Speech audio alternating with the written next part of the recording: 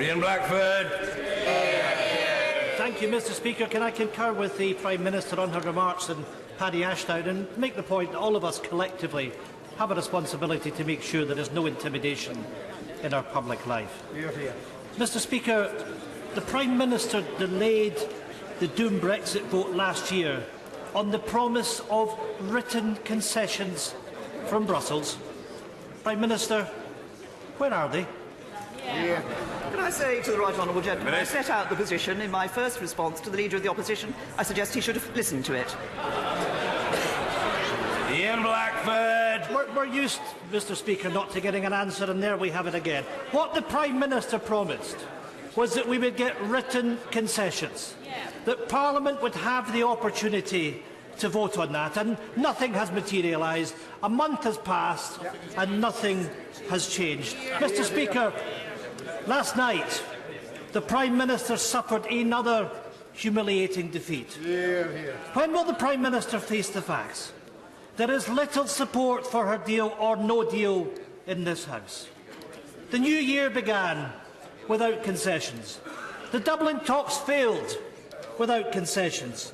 The debate on her deal restarts today without concessions.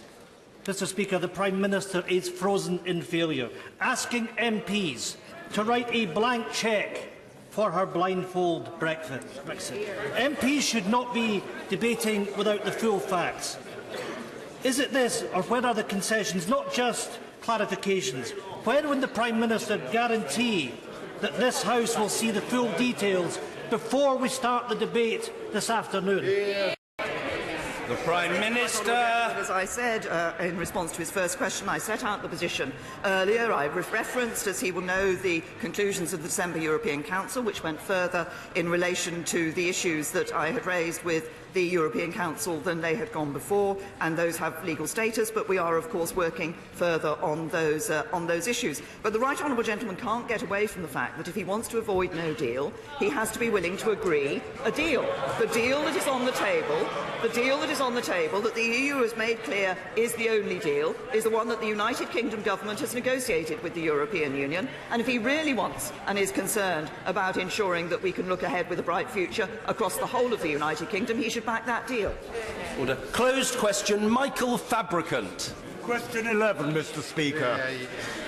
Prime Minister. Thank you. I was pleased to meet the Mayor of the West Midlands last October when my right honourable friend the Chancellor and I visited the King's Norton headquarters.